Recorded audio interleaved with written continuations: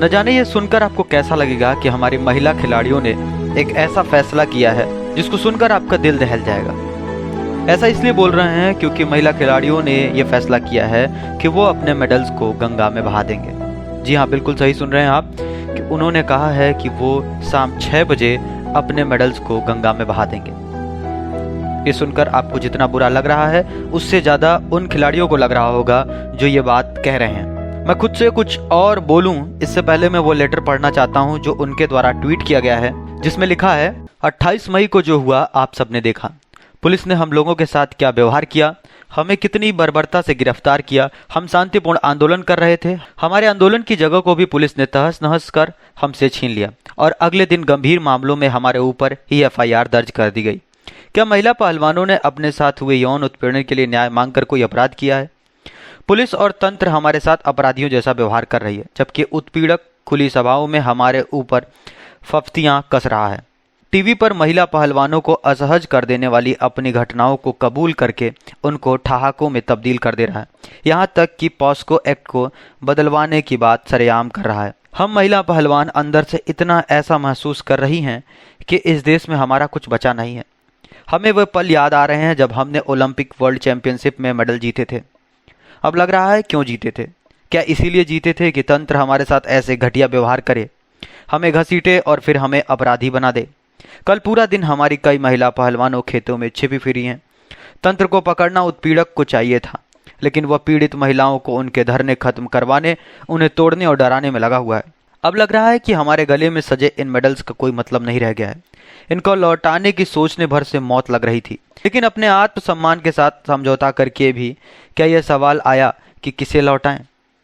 हमारे राष्ट्रपति को, जो खुद एक महिला हैं, मन ने ना कहा, क्योंकि वो हमसे सिर्फ 2 किलोमीटर बैठी सिर्फ देख रही, लेकिन कुछ भी बोली नहीं। हमारे प्रधानमंत्री को, जो हमें अपने घर की बेटियां बताते थे, मन नहीं माना, क्योंकि उन्होंने एक बार भी अपने घर की बेटियों की सुध बुध नहीं ली, बल्कि नई संसद के उद्घाटन में हमारे उत्पीड़क को बुलाया और वह तेज सफेदी वाली चमकदार कपड़ों में फोटो खिंचवा रहा था। उसकी सफेदी हमें चुभ रही थी, मानो कह रही थी कि मैं ही तंत्र हूं। इस चमकदार तंत्र में हमारी जगह कहाँ है? भारत की बेटियों की जगह कहाँ है? क्या हम सिर्फ नारे बनाकर या सत्ता में आने भर का एजेंडा बनकर रह गई हैं? यह मेडल हमें नहीं चाहिए, क्योंकि इन्हें पहनाकर हमें मुखौटा बनाकर सिर्फ अपना प्रचार करता है यह तेज सफेद वाला तंत्र, और फिर हमारा शोषण करता है। हम उस शोषण के खिलाफ बोलें तो हमें जेल में डालने की तैयारी कर लेता है।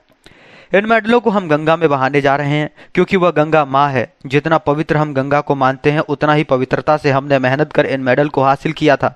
ये मेडल सारे देश के लिए ही पवित्र है, और पवित्र मेडल को रखने की सही जगह पवित्र माँ गंगा ही हो सकती है, न कि हमें मुखौटा बना फायदा लेने के बाद हमारे उत्पीड़क के साथ खड़ा हो जाने वाला हमारा अपवित्र तंत्र। मेडल हमारी जान है, हमारी आत्मा है। इसके गंगा में बह जाने के बाद हमारे जीवन का भी कोई मतलब नहीं रह जाएगा। इसलिए हम मेडल हमारी जान है, हमारी आत्मा है, इसके गंगा में बह जाने के बाद हमारे जीवन का भी कोई मतलब नहीं रह जाएगा। इसलिए हम इंडिया गेट पर आमरण अनशन पर बैठ जाएंगे। इंडिया गेट हमारे उन शहीदों की जगह है जिन्होंने देश के लिए अपनी देह त्याग दी। हम उनके जितने पवित्र तो नहीं, लेकिन अंतर्राष्ट्रीय स्तर पर खेलते वक्त हमारी भावनाएं भी उन सैनिकों जैसी ही थी। अपवित्र तंत्र अपना काम कर रहा है और हम अपना काम कर रहे हैं। अब लोगों को सोचना है कि वह अपनी बेटियों के साथ खड़े हैं या इन बेटियों का उत्पीड़न करने वाले उस तेज सफेदी वाले तंत्र के साथ। आज शाम 6 बजे हम हरिद्वार में अपने मेडल गंगा में प्रवाहित कर देंगे। इस महान देश के लिए हम सदा आभारी रहेंगे। आप इस बारे में क्या सोचते हैं? अपनी राय जरूर दें। धन्यवाद।